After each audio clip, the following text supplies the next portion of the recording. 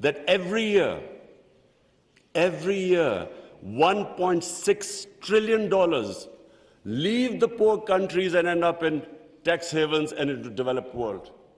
$1.6 trillion according to the fact-type panel report of the UN Secretary General. Just imagine what is going on. Poor countries are being robbed simply because we cannot put the powerful criminals in jail. We cannot bring them under the rule of law. This is what our Prophet predicted. And this was the state of Medina where he set up this system of rule of law, no one above. And two of the first four Khalifas, two of the first four heads of state of Medina ended up in court of law. And one of the most revered and respected figures of Islam, who was the fourth Khalifa, he loses a case against a Jewish citizen because the judge refused to accept the testimony of his son. This was the justice system there, which laid the foundation of this great civilization. So what does it show? Number one,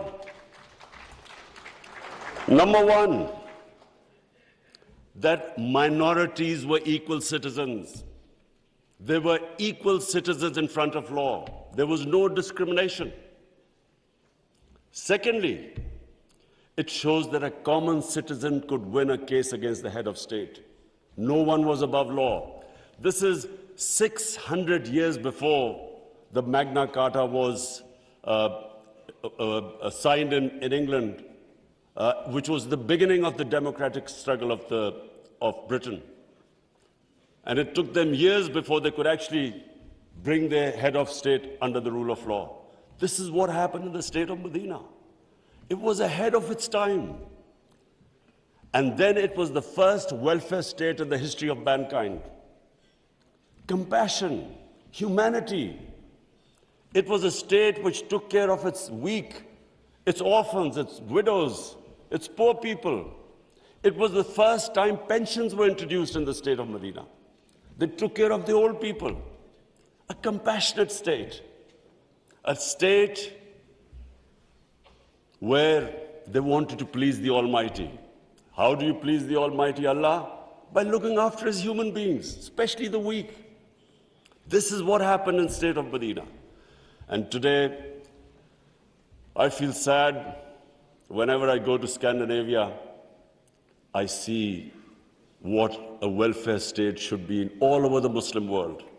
Look at humanity there. Look at the way they look after the weak.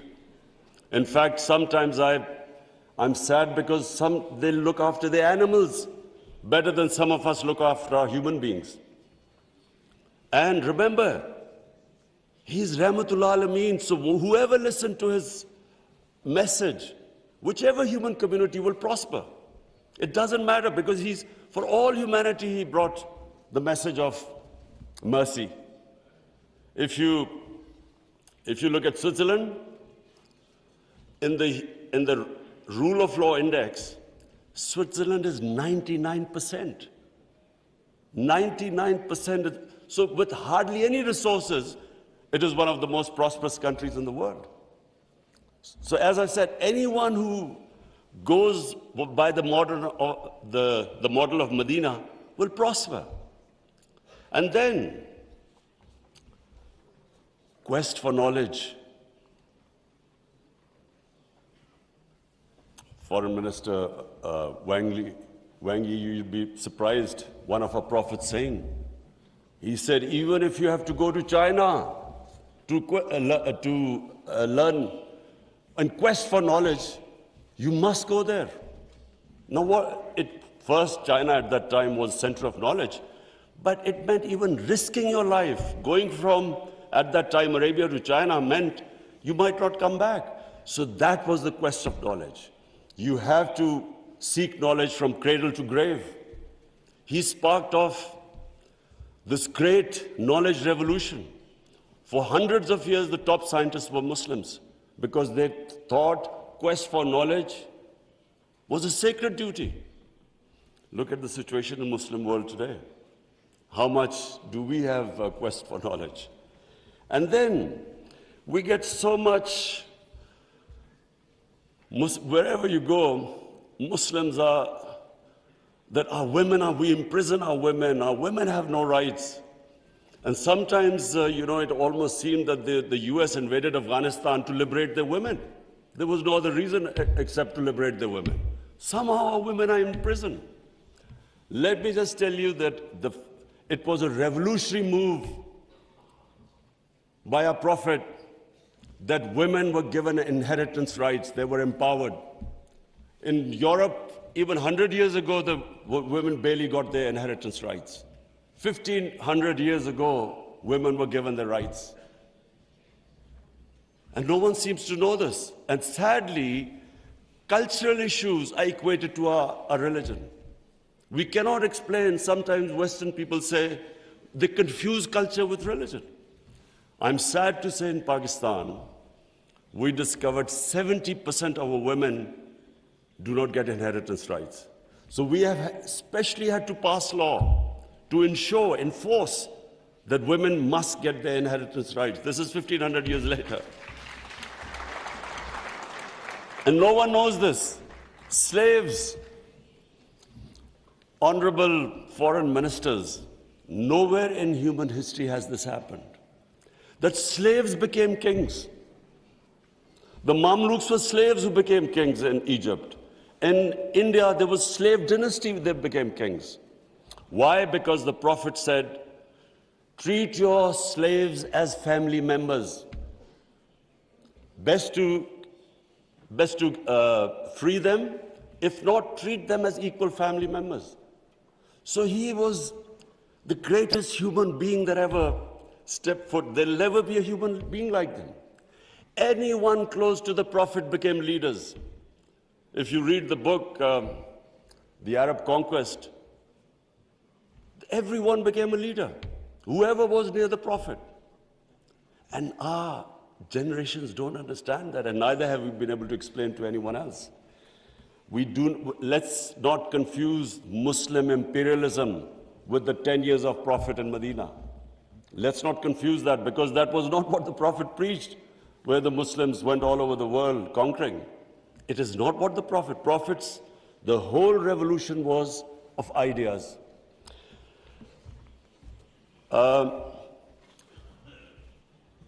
Honorable foreign ministers, one of the ideas of OIC is to protect Islamic values. So now I will say something which is completely different. I believe that Islamic values never have been so much under threat as they are right now. And I bring this to this August assembly because when I became the Prime Minister, I asked the police chief, asked him what the crime chart. I was amazed to note that sex crime, child abuse and rape is the fastest growing crime in this country. So we did further investigation. We discovered that the mobile phone, the sort of pornographic material available on the mobile phone to children, this has never happened in human history. So the material available is causing havoc in our society without us knowing. Parents don't know what's happening when the child goes into his room or something. They don't know what he's watching on his mobile phone. It is very important that this August forum, we should plan how to combat this, because it is already having a huge impact. We have a rise in divorces. We all know that the more vulgarity, the more a society gets permissive, it has a direct impact on the family system. One of the most important things about Islam is that our religion protects the family system. We have values like we respect parents. We have respect for our teachers. But the culture that is coming through, social media, we really need to think carefully, how are we going to protect our generations? I have formed in Pakistan a Rahmatul Alameen authority of scholars.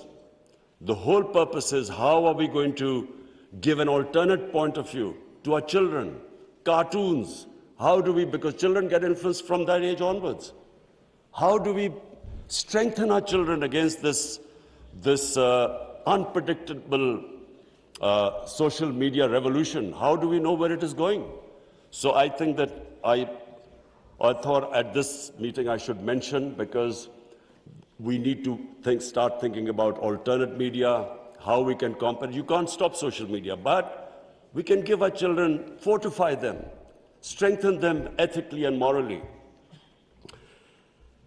Now I come to, two important political issues. One is Palestine and the other is Kashmir. Honorable Foreign Ministers, we have failed both the Palestinians and the people of Kashmir. I'm sad to say that we have been able to make no impact at all. They don't take us seriously. We are a divided house, and those powers know it. We are 1.5 billion people, and yet our voice to stop this blatant injustice is insignificant. We are not talking about conquering some country. We're simply talking about the human rights of the people of Kashmir and Palestine, the international law, which is on their side, United Nations Security Council resolutions that back their right. In Kashmir, the international community promised them the right to decide their own destiny through a plebiscite. That right was never given to them. In fact, the special status of Kashmir was taken away illegally by India on 5th August 2019. Nothing happened because they feel no pressure. They feel we can make a resolution and then, back to our usual business. I'm not talking about altering our foreign policies. All of us countries have our different foreign policies. But on core issues, I'm asking the OIC that unless we have a united front, we will keep these abuses will happen. Like in Palestine, it's daylight robbery going on in Palestine. The only hope I have is now because of social media, first time in Western countries, there's awareness of what's going on to the poor Palestinians. That is, so far, much more than the OIC. It's the mobile phone and the spread of information of the injustices being done to the Palestinians. That is the best, at the moment, the best way to protect them, not us. In Kashmir, it's a war crime, according to the 4th Geneva Convention, to change the demography of an occupied land. India is changing the demography of Kashmir by making the Muslims from a majority to a minority, by bringing in settlers from outside. This is a war crime. Yet no one is pushed about it. Neither India is pushed nor Israel, because they think we are ineffective. So, Honorable Foreign Ministers, let me just say that the way the world is headed, I'm afraid it's headed the wrong way. There's a Cold War almost started. There is a chance of world being divided into blocks. We 1.5 billion people, unless we are united, unless we take a united stand, we'll be nowhere. As what I'm scared to say where the future is headed right now. Before I come to Ukraine, I just want to talk about Afghanistan. It is extremely important that we stabilize Afghanistan. After 40 years, and no nation has suffered as the people of Afghanistan. 40 years of conflict. Finally, there is no conflict going on. The only danger now to Afghanistan is that through the sanctions and non-recognition, they might end up having a humanitarian crisis. Already the people are falling below the poverty line. Already there's a brain drain going on. So it's extremely important that we help the people of Afghanistan. And I say this because a stable Afghanistan is the only way, I repeat, it's the only way we are going to be able to stop international terrorism from Afghan soil. No other country is going to be able to do it. Let's not be delusional that some other country will come in and sort of through drones or something fight terrorism. It's not going to happen. The only hope is a stable Afghanistan government that can take care of international terrorism. I want to add a word of caution. Anyone who knows the Afghan character should be cautioned that please do not push the people of Afghanistan to do things where they feel that their sovereignty is being threatened. They are very proud, independent-minded people. They have always fought for their sovereignty for hundreds of years. They do not like the idea that someone is dictating to them. So I would caution that let's help them, let's encourage them, let's get them involved in the international community. And I believe that the people of Afghanistan are strong enough to evolve and go in the right direction. But please let's remember that the Afghan character does not like outside interference. And finally, I come to Ukraine. I'm, like I think everyone here and the rest of the world, we're all worried about what's going on there. May I suggest that the OIC, during its discussions, the foreign ministers, we should think about how we, represent 1.5 billion people, how we can mediate, how we can bring about a ceasefire, how we can try and put an end to the conflict. I'm going to meet His Excellency Wang Yi after this, and I want to discuss how maybe OIC, along with China, how we can all step in and try to stop this conflict, which is going to have, if it keeps going the way it is, it will have great consequences for the rest of the world. I have already, as the head of the government here, I can tell you that we are already suffering. Oil prices have gone up, gas prices have shot up, wheat prices have gone up because of this war. And if this keeps continuing, this is only going to get worse. So therefore, we should, all the countries which are non-partisan, we are in a special position to be able to influence this conflict. So as I said, I would want the foreign ministers, Shah Mahmood Qureshi, please discuss with the other foreign ministers, and I will discuss with His Excellency, the Chinese foreign minister, how we can all, as a bloc, OIC and China, how we can influence the events in Ukraine and stop this and have some ceasefire and resolve this conflict. Lastly, honourable foreign ministers, let me again say what a pleasure it was to welcome you to my beautiful country. I want to end by saying, again, I repeat, that the world is moving in a direction which is sadly worrisome for all of us. In bloc politics, in Cold War, and let's just 1.5 billion people we keep underestimating the strength we have. Somehow we lack self-belief.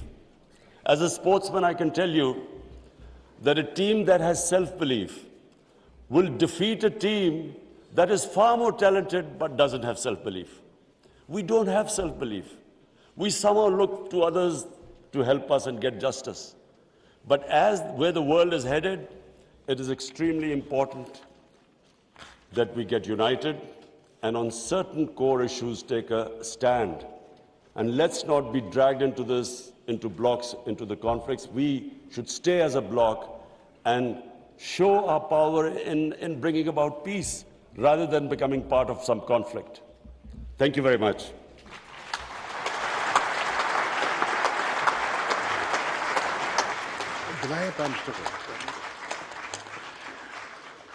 Thank you, Prime Minister, for gracing the session and enlightening us with your words of wisdom.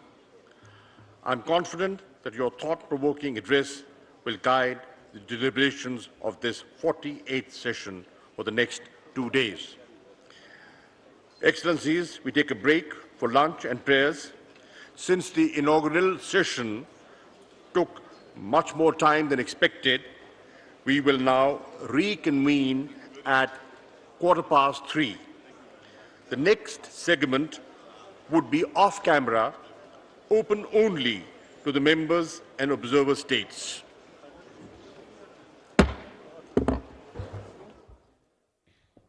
जी अस्सलाम वालेकुम। और इस खुसूसी transmission में जो कि 48वां OIC का इजलास जारी है, मैं हूं आपके साथ जावेद इकबाल। मैं हूं आसमा इकबाल।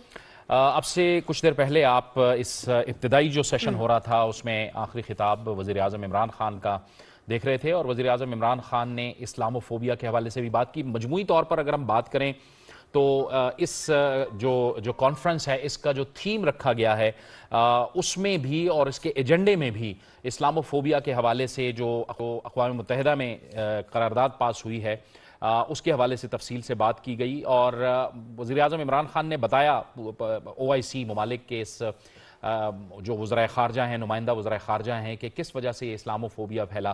फिर इसके साथ साथ उनका ये भी कहना था कि उम्मत मुस्लिमा को भी इकट्ठा होना होगा, मुत्तहिद होना होगा ताकि पूरी दुनिया तक पैगाम पहुँचाया जाए और इस्लाम के हवाले से पूरी दुनिया को बताया जाए।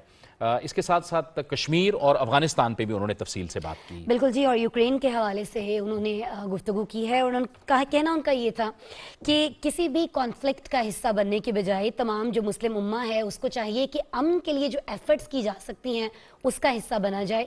और ये सिर्फ हमारे मफाद में नहीं है, मुस्लिम उम्मा के मफाद में नहीं है, बल्कि ये पूरी दुनिया के मफाद में है। लेकिन कहाँ कहाँ बहुत सारे ममालिक जो हैं वो सिर्फ अपना मफाद देख रहे हैं और उससे क्या नुकसानात हो रहे हैं। वज़ीर आज़म इमरान खान ने इस पर भी रोशनी डाली है, लेकिन तफसील में जिस मौजू पर उन्होंने बात की है वो आज भी इस्लामोफोबिया ही रहा है, क्योंकि ज़ाहिर है इस्लामी ममालिक की एक कॉन्फ्रेंस थी वज़ीर ख़ारिजा की और उसी हवाले से उन्होंने बात भी की इस इजलास के अंदर। इसी पर बात करने के लिए जी हमारे साथ स्टूडियो में गेस्ट भी मौजूद हैं। शाजिया चीमा साहिबा एक्सपर्ट हैं, हमें ज्वाइन कर रही हैं स्टूडियो में। आपको खुशामदीद कहते हैं और काफ़ी देर से आप इंतजार कर रही थी और आप बराह रास्त देख भी रही थी इस कॉन्फ्रेंस को। शाजिया चीमा साहिबा, ज़ाहिर है 3 महीने के अंदर पाकिस्तान को दूसरा मौका मिला है, ये बड़े एजाज़ की बात है कि उम्मत मुस्लिमा को इकट्ठा किया और तफसील से बात हुई। मजमूई तौर पर आपका इंप्रेशन क्या है कि जो इस वक्त जिन मकासद पे बात हो रही है वो तकरीबन 100 तक करारदादें भी इसमें पेश की जाएंगी, क्या आपको लगता है कि इसका आउटकम क्या हो सकता है?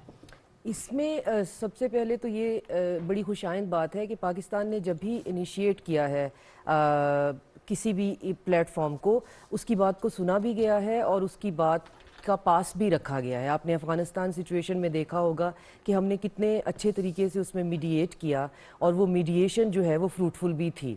और उसमें भी इस्लामी ममालिक को इकट्ठा करना जो है और फिर उस पर बात करना, वो सारे का सारा जो है पाकिस्तान को ये प्रिविलेज है हमेशा से कि उसकी बात को सीरियस लिया जाता है। आज जो है इस कॉन्फ्रेंस में ऑफ कोर्स सबसे ज़्यादा इस्लामोफोबिया जो है वो इम्पॉर्टेंट है और इस्लामोफोबिया की वजह से हम जितना सफ़र कर रहे हैं और इस्लाम का इमेज जितना सफ़र कर रहा है, आखिर इस पे किसी को तो बात करनी ही थी। आई मीन इसको कितना आप इसको जो है वो ओवन पे कितना रख सकते हैं, कोल्ड ओवन पे आपको इसको सामने लाना ही था और फेस करना ही था कि आपने क्या उन हैविक्स को आप भूल चुके हुए हैं जो एंटी सेमिटिज़म के हवाले से आपने देखे। क्या तारीख़ दोबारा दोहरा सकती है इंसानियत के हवाले से इतनी नफ़रत जो है जो हमने एक बाकायदा इंजीनियर्ड प्रोपोगेटेड ईसाइयों की तरफ से यहूदियों के लिए तारीख़ ने उसको देखा, तो क्या अब वही सब कुछ इसलिए से किया जा सकता है? तो उस पर बहुत इम्पॉर्टेंट बातें जो हैं वो आज की स्पीच में प्राइम मिनिस्टर ने की हैं, जिसमें समझने की बातें ख़ास तौर पे वेस्ट के लिए जो ख़ास तौर पे समझने की बात है कि आप इस्लाम की आइडियालॉजी को کسی بھی جگہ پہ پریکٹس کیے جانے والے کلچر کے ساتھ آپ کنفیوز نہ کریں.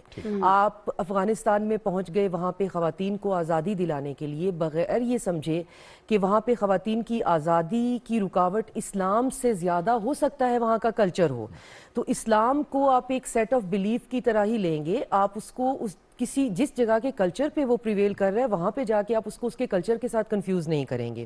آپ اسلام کو کیٹیگرائز نہیں کریں گے. اسلام ماڈریٹ نہیں ہے, اسلام انلائٹنڈ نہیں ہے, اسلام جو ہے وہ ایکسٹریمسٹ نہیں ہے. اسلام اسلام ہے, اور اسلام کو آپ ریاست مدینہ کے ان 10 سالوں کی روشنی میں ہی دیکھیں گے تو آپ کو سمجھ آئے گا. اگر آپ ان 10 سالوں کے بعد بھی امپیریل اسلامک اسٹیٹس کو سامنے رکھ کر اسلام کی انٹرپریٹیشن شروع کر دیں تو وہ بھی اسلام نہیں ہے. تو ایٹ لیسٹ آپ اور پھر انہوں نے سب سے اچھی بات یہ کہی ہم مسلمانوں کے لیے کہ آپ دوسروں کی طرف کیوں دیکھ رہے ہیں کہ کوئی آ کے آپ کا نیریٹو کنسٹرکٹ کرے گا, آپ کا نیریٹو انجینئر کرے گا. آپ نے ایک ایکسٹریمسٹ فنیٹک ایکٹیویٹی ہو جاتی ہے اور بائی چانس اگر اس کو کرنے والا اوریجنلی مسلمان ہوتا ہے تو ہم اس کو ڈیفینڈ کرنے میں کیوں لگ جاتے ہیں بہت عجیب طریقے سے کہ یہ ہونا چاہیے یا نہیں ہونا چاہیے, کارٹون بننے چاہیے تھے یا نہیں بننے چاہیے تھے. ہم اس کا کاؤنٹر نیریٹو کیوں نہیں لے کے آتے ہیں؟